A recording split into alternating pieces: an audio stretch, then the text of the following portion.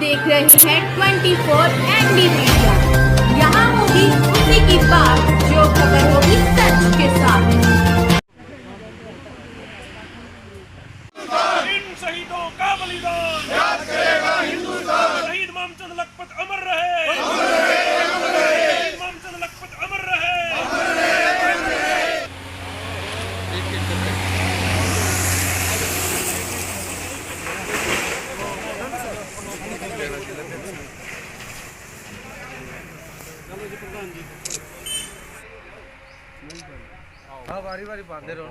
भारतीय किसान यूनियन जिंदाबाद। मामचंद लखपत अमर रहे, मामचंद लखपत अमर रहे।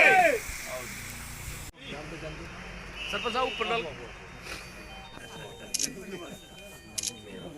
शहीदों का बलिदान याद रहेगा हिंदुस्तान। शहीद मामचंद लखपत अमर रहे, अमर रहे, अमर रहे। मामचंद लखपत अमर रहे।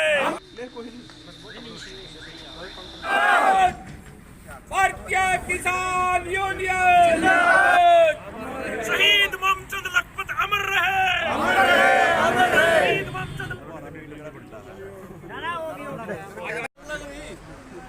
एक मेरी फोटो भी भारतीय किसान यूनियन जिंदाबाद। किसान एकता, किसान यूनियन जिंदाबाद। भारतीय किसान यूनियन। शहीद मामचंद लखपत अमर रहे, अमर रहे, अमर रहे। शहीद मामचंद लखपत अमर रहे, अमर रहे, अमर रहे। किसान एकता जिंदाबाद, जिंदाबाद, जिंदाबाद। मोदी सरकार मुर्दाबाद, मुर्दाबाद, मुर्दाबाद। काले कानून वापिस लो, वापिस लो, वापिस लो। नमस्कार दोस्तों, 24 एनडी मीडिया में आपका स्वागत है। आज हम पहुंचे हैं कैथल डिस्ट्रिक्ट के गांव पपनावा में, जहां पर किसानों के द्वारा निशंक गोलीकांड में शहीद हुए मामचंद जी व लखपत जी का श्रद्धांजलि दिवस मनाया गया है। और आज हम उनसे जानते हैं कि जो उनकी कुर्बानी है उनके बारे में किसानों का क्या कहना है।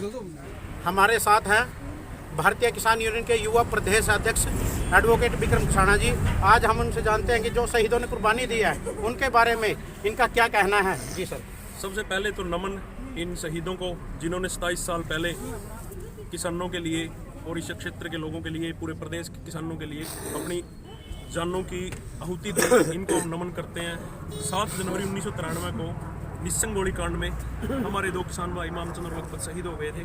उनका श्रद्धांजलि समारोह हर वर्ष हम 7 जनवरी को बड़े धूमधाम से मनाते हैं, लेकिन इस बार दिल्ली में किसान आंदोलन की वजह से ये सादगीपूर्ण तरीके से माल्यार्पण करके मनाया गया है। उस समय के अहंकारी मुख्यमंत्री थे, उन्होंने किसानों पर बर्बरतापूर्ण गोलियां चलाई और उस आंदोलन, उस गोलीकांड की वजह से 2 किसान शहीद हो गए। उनकी शहादत को नमन करते हैं और हर वर्ष इनकी जो ये श्रद्धांजलि सभा है इसको बड़े सादगीपूर्ण तरीके से मनाते हैं। और जो ये किसान आंदोलन चला हुआ है, लगभग आज 42 दिन हो चुके हैं दिल्ली बैठे किसानों को, और इसमें लगभग 60 के पास किसान शहीद हो चुके हैं। उनकी कुर्बानी के बारे में आप क्या कहेंगे। सबसे पहले तो नमन है उन 60 किसानों को जिन्होंने इस देश के किसानों के लिए और किसानियत के लिए शहादत दी। उनकी शहादत को नमन करते हैं। आज लगभग 42-43 दिन हो गए इस आंदोलन को चलते हुए। देश का किसान दिल्ली की दहलीज पर बैठा है और देश का अहंकारी प्रधानमंत्री के कान पर जू तक नहीं रहेंगी। 8 दौर की वार्ता हो चुकी है। हर दौर में वार्ता रत्ती भर भी आगे नहीं बढ़ पाई।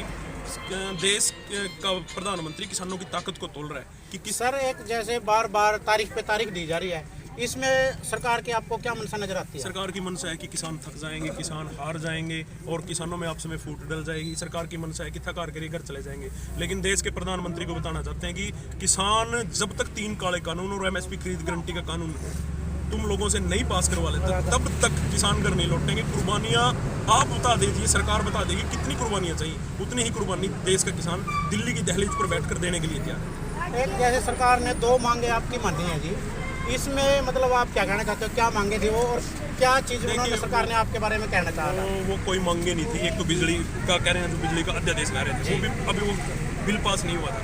दूसरा था पराली का। ये कहते हैं कि किसान पर 1 करोड़ रुपए का जुर्माना और 5 साल की कैद।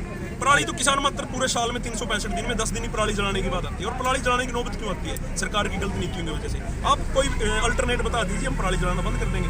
वो कोई कानून नहीं थे, वो तो सिर्फ लोगों को, देश की जनता को और वर्गों को गुमराह करने के लिए हमने किसानों की 2 बातें मान ली, 2 मांग अभी बाकी हैं और किसान अटधर्मी तक पकड़े हुए हैं। लेकिन असली मुद्दा 3 काले कानून खारिज करवाना और MSP खरीद की गारंटी का कानून। सर, किसानों की एक बात और सामने आई है कि जो ये अपने पंचायती चुनाव है, इनको लेकर एक निर्णय लिया गया है कि जो पंचायती चुनाव जब तक हमारा फैसला नहीं आता तो हम इसका विरोध करते हैं, ना कि पंचायती चुनाव होने देंगे। इसके बारे में आप क्या अभी कहेंगे? कोर कमेटी में ऐसा कोई खैर फैसला नहीं आया, लेकिन मैं हरियाणा के किसानों को कहना चाहता हूँ, नहीं, मैंने ये किसी पे देखा है इंटरव्यू, तो उसमें यही कहा गया। उसके बारे में बताओ। हर आदमी ये वहाँ पर कोर कमेटी की जो कोर कमेटी है उसने ऐसा भी कोई फैसला नहीं लिया, लेकिन जैसा भी वो फैसला लेंगे उस फैसले पर फूल चढ़ाने का काम करेंगे। और खासकर किसानों से अनुरोध है कि जो इस किसान आंदोलन में किसान के साथ खड़ा है उसको ही अपना कैंडिडेट बनाना, उसको ही अपना प्रत्याशी बनाना। जो इस टाइम किसान के साथ नहीं है उसको ये किसान आंदोलन याद दिलवाना कि जब दिल्ली में किसान मर रहे थे, जब ठंड में किसान दिल्ली की दहलीज पर तड़प तड़प कर मर रहे थे, तब आप लोग कहाँ थे? आज आप लोग हमारी वोट मांग रहे थे। तो जो दिल्ली पर किसान बैठे हैं इतनी ठंड में और सारा कुछ अपना घर बार छोड़ के, अपने बच्चों को छोड़कर, उनके लिए आप किसानों को क्या संदेश देना चाहते हैं? मैं ये कहना चाह रहा हूँ, वैसे तो देखिए जो 60 किसान मर गए उनकी शहादत बहुत बड़ी शहादत है। और यहाँ भी किसानों से मेरा अनुरोध है कि काम धंधा छोड़कर जो 2 दिन लगा सकता है 2 दिन लगाए, जो 4 दिन लगा सकता है हफ्ता लगाए, वहाँ दिल्ली पर जाकर किसानों की हौसला अफजाई करें। और ये लड़ाई नस्ल और फसल बचाने की है। अगर ये 3 कानून पास हो गए और आज हम बिना मांगे, बिना अपनी मांग बनवाए घर वापस आ गए, तो आने वाले समय में खेती बर्बाद हो जाएगी, किसान बर्बाद हो जाएगा। तो और फिर आने वाली पीढ़ियां ये पूछेंगी कि जब ये 3 काले कानून बने थे, जब देश में बहुत बड़ा आंदोलन चला हुआ था, तब आप लोग कहाँ थे? तो इस करके अपना स्वाभिमान को जगाकर देश के किसानों की लड़ाई लड़ने के लिए दिल्ली ज़्यादा से ज़्यादा संख्या में दिल्ली किसानों को पहुँचना चाहिए। हमारे साथ हैं भारतीय किसान यूनियन के राष्ट्रीय सलाहकार अजीत सिंह हाबड़ी। आज हम उनसे जानते हैं इनके किसानों के बारे में क्या कहना है। जी सर। ਅੱਜ ਜਿਹੜੇ ਅਸੀਂ ਮਾਮਚੰਦ ਔਰ ਲਖਪਤ ਜੀ ਦੀ ਸ਼ਹੀਦੀ ਦਿਵਸ ਤੇ ਇੱਥੇ ਖੜੇ ਆ, 1993 ਦੇ ਵਿੱਚ ਜਿਹੜਾ ਇਹ ਕਾਂਡ ਹੋਇਆ ਉਹ ਇਹ ਹੀ ਸੀ ਕਿ ਉਸ ਵੇਲੇ ਭਜਨ ਲਾਲ ਦੀ ਸਰਕਾਰ ਸੀ ਔਰ ਭਾਰਤੀ ਕਿਸਾਨ ਯੂਨੀਅਨ ਦੇ ਜਿਹੜੇ ਪ੍ਰਧਾਨ ਸਨ ਜਾਂ ਉਸ ਵੇਲੇ ਦੀ ਉਹ ਕਮੇਟੀ ਸੀ, ਚੌਧਰੀ ਚੰਦਾ ਸਿੰਘ ਹੋਇਆ, ਮਾਸਟਰ ਕੇਰ ਸਿੰਘ ਜੀ ਹੋਏ, ਇਹ ਜਿੰਨੇ ਵੀ ਪ੍ਰੇਮ ਸਿੰਘ ਦਈਆ ਜੀ ਹੋਏ, ਇਹ ਭਜਨ ਲਾਲ ਨੂੰ ਚੰਡੀਗੜ੍ਹ ਜਾ ਕੇ ਮਿਲਣ ਗਏ ਹਨ ਕਿਸਾਨਾਂ ਦੇ ਬਿਜਲੀ ਦੇ ਅੰਦੋਲਨ ਵਾਸਤੇ। और उस वास्ते ये जिस कमेटी गई और भजन लाल से बात हुई, भजन लाल कहने लगा इतनी महंगी खेती है तो आप खेती छोड़ दो जी, आप खेती छोड़ दो, इतनी महंगी है तो क्या ज़रूरत है खेती करने की।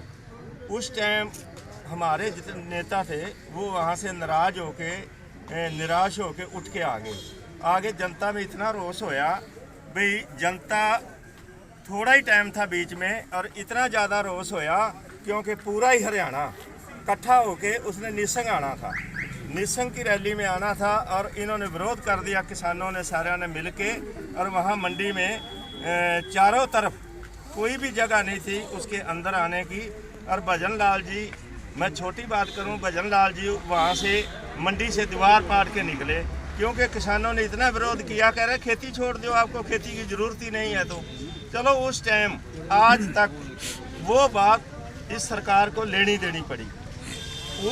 जब तक आज तक भी इस सरकार को वो बात भुगतनी पड़ रही है जो किसानों के साथ टक्कर लगाई है। यही बात अब चल रही है, जैसे कि सरकार अब जो दिल्ली में आंदोलन चला हुआ है, ये वो ही बात है जब किसान बार बार आंदोलन करते थे, डीसी को ज्ञापन देते थे, हमारी मांगे बिजली की है, पानी की है, हमारे रेट की मांगे हैं।